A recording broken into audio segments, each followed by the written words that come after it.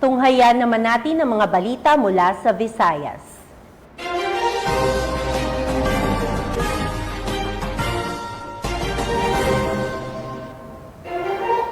Nasabat ang mahigit 7 milyong pisong halaga ng shabu mula sa isang high-value individual sa isinagawang buy-bust operation sa Liloan, Cebu.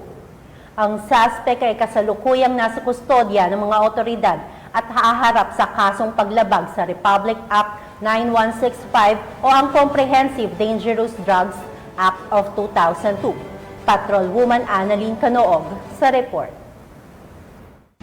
Nilambat ng mga otoridad ang 7.1 milyon na halaga ng hinihinalang shabu mula sa isang ex-convict na high-value individual sa sinagawang buy-bust operation ng kapulisan ng Cebu sa Purok 2, Barangay San Vicente, Liloan, Cebu noong November 11, 2024. Ayon kay Police Lieutenant Colonel Antonio G. Ananayo, Chief ng Provincial Intelligence Unit, Provincial Drug Enforcement Unit, Cebu Police Provincial Office, banda alas 10:30 ng gabi ng kinasahan ng kapulisan ng buy-bust operation na nagresulta sa pagka-aresto ng high-value individual na suspect na si Neil, 44 anyos, na residente ng Barangay Pulpugan, Consolacion, Cebu. Nasa kote mula sa ex-convict na suspect ang 11 plastic packs ng hinihinalang shabu na may timbang na 1,050 na gramo at standard drug price na 7,140,000 pesos, buy-bust money at blue backpack. Samantala, kasalukuyang nasa kustodiya ng Liloan Municipal Police Station ang suspect at maharap sa kasang paglabag sa Republic Act 9165 o Comprehensive Dangerous Drugs Act of 2002. Ang matagumpay na operasyon ay bunga ng pinagsanay puwersa ng mga kapulisan ng Provincial Intelligence Unit, Provincial Drug Enforcement Unit, Cebu Police Provincial Office, Liloan Municipal Police Station at PDEA RO7. Ang pag-arestong ito ay binibigyan diin ang determinasyon ng pulisya